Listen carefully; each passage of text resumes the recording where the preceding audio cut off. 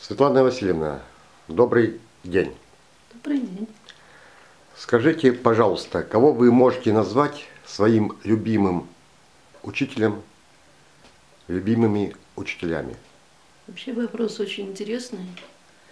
Дело в том, что я вообще удивляюсь, что кто-то из людей задает такой вопрос. Если он задает такой вопрос, значит он сам очень много передумал в жизни, осмыслил очень много моментов, потому что прийти к вопросу о том, что кого из учителей вы цените больше всего, для этого надо прожить жизнь.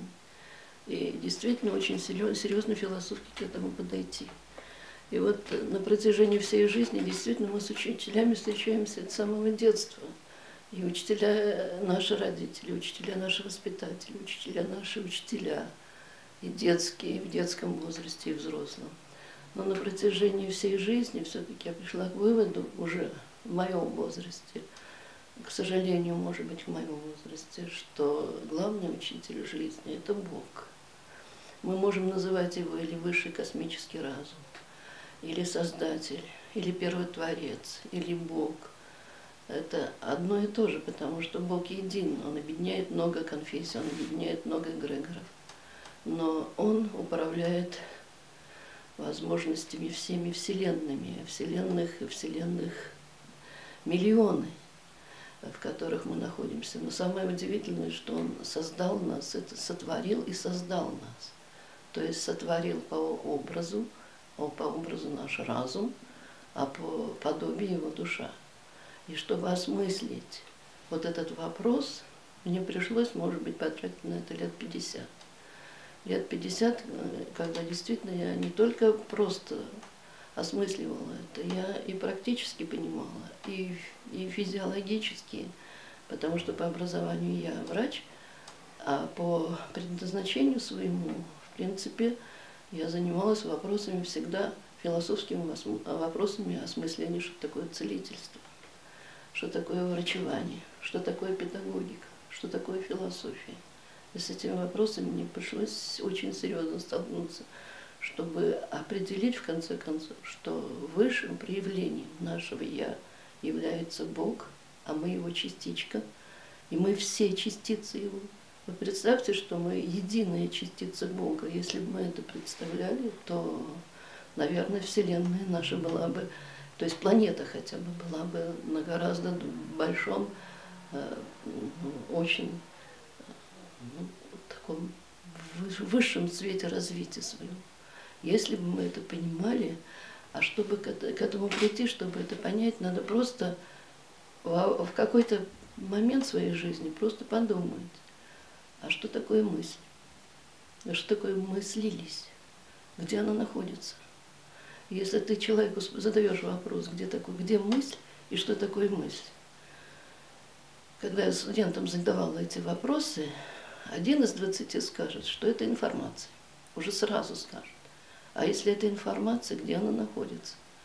Кто-то из вас, кто-то из студентов скажет в голове. А почему в голове, если это невидимое явление, это информация? А если информация, голова же видимая? Голова – это материальный мир, мозг – это материальный мир. А невидимый мир, значит, в нашем организме есть то, что управляется невидимым миром. Если есть информация, если есть мысль. Второй вопрос, где мысль находится? Где эта концентрация, где это управление, которое происходит действительно в нашем организме? Если у нас есть что-то нематериальное, значит, этим нематериальным кто-то управляет или что-то управляется. И получается, что в процессе жизни мне пришлось столкнуться и с Валентином Владимировичем Карелиным. Это мой, кстати, тоже учитель из земного плана. И с Станиславом Алексеевичем Мезенцевым. Это тоже мой учитель, первый учитель. И Ольгой Асауляк. И дальше, значит, Леонидом Ивановичем Масловым. Это учителя высшего класса, высшего. То есть это высший уровень развития разума на нашей территории, на нашей планете. Так, видимо, мне так повезло в жизни.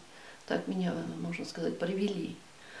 Вот. А начиналось все с того, что начиналось, я уже, наверное, не буду об этом говорить, я просто хочу сказать, что это учителя моей жизни на протяжении того периода времени, когда я уже закончила ординатуру, аспирантуру.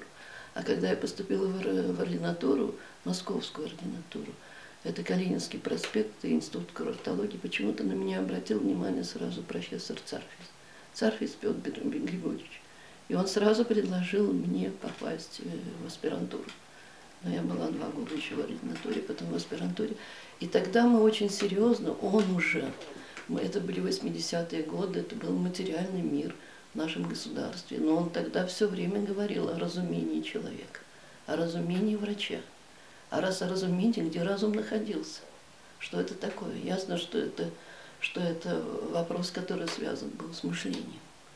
Но тогда нельзя было говорить об этом, потому что мы в этой формации развивались по первичности, законам первичности материи, вторичности сознания. И самое главное, что вот этот вопрос, что же первично, он ставил, кстати, Ленин тоже этот вопрос задавал, что первично, материя или вторичная, или сознание.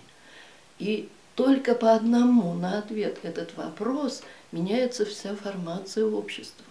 Общество может развиваться по этим законам или по вторым законам, в зависимости от того, что такое, что первично, сознание или вторично. И на протяжении всего существования человечества мы жили практически 100 лет с мыслью о том, что материя первична.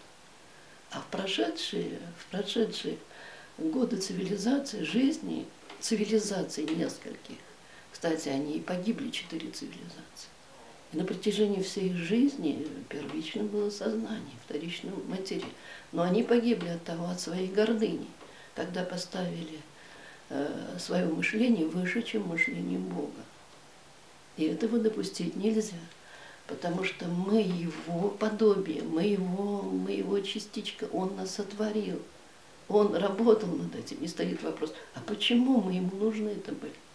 Почему мы ему нужны были? Почему он поставил такой эксперимент сотворить человека, и что он от этого человека хотел?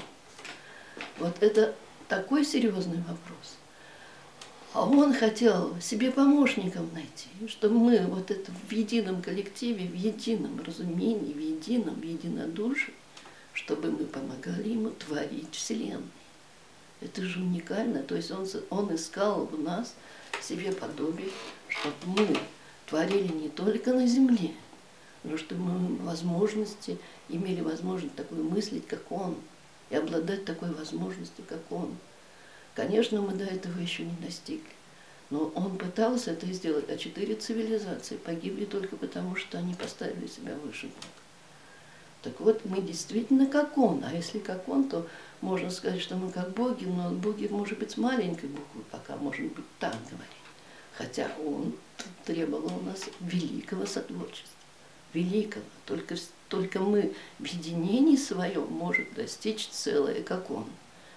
И он об этом говорит, вот сейчас уже говорит через академика Маслова Леонида Ивановича, который имеет открытый доступ к информации Создателя, высшего его проявления, потому что для этого Маслова готовили, он появился на Землю, получив 8 инкарнаций. То есть его готовили практически как 500 лет, так же, как готовили приход Иисуса на Землю. Отец Небесный послал Иисуса Христа для того, чтобы спасти планету когда-то в тот период, 2000 лет тому назад, когда погибала планета. И что сказал Иисус? А Иисус сказал самую главную мысль на свете. Он сказал, что заповедь даю вам новую, да любите друг друга. И только за это его не приняло человечество. Основные законы были переданы Моисею. А Иисус пришел для спасения планеты, сказал, да заповедь твою даю нам новую. Любите друг друга. В этой любви колоссальная информация. Потому что только на фоне любви можно достичь практически всего. А самое главное, быть его сыном или дочерью, открыть канал связи с Богом и получать от него любую информацию, только ты для этого должна быть любима и любить. Кроме всего, прочего, краеугольным камнем является вера, надежда, мудрость, приобретаемая в течение жизни. А потом еще знать всегда, что есть снятие негативной информации, негативной мысли. Это покаяние и прощение. И вот если ты имеешь краеугольный камень в своем состоянии, веру, надежду, любовь, мудрость, а потом еще покаяние и прощение, у тебя не будет инфарктов, у тебя не будет инсультов. А в последние годы я еще поняла, что он великий ритмоводитель. То есть надо понять, что такое наша Вселенная, что такое планета, какие ритмы есть, какие частоты есть. Например, физиотерапия – это энергоинформационный материал низкочастотный, а высокочастотный – это то, что касается мысли. И если ты посылаешь мысль любви, то очищается твоя кровь. А он-то сказал, Иисус сказал, придя на землю, заповедь даю вам новую, да любите друг друга, сказал, вот кровь моя, Нового Завета, изливаемая на вас в оставление грехов, а ваша кровь – это ваша кровь. Потому что информация мысли идет через кровь, через жидкость. А я своим студентам говорю, представьте, в нашем организме 400 тысяч километров сосудов. Это самые мельчайшие, которые окружают нашу ткань со всех сторон. Если уколем в себя в любое место, у нас появится кровь. Без крови нет жизни. Без жидкости нет жизни. Но если мы были просто жидкость, мы бы утонули. Но у нас жидкость структурированная. Это HOH, это биополе. А в тонких структурах это энергоинформационный кристалл. Так вот, 5,5 литров крови разместить на 400 тысяч километров. И чтобы обмен веществ был между клеткой и кровью, это уникальное явление. И это уникальное явление дополняется информацией, мыслью. Если мысли на свет, на добро, на чувство любви,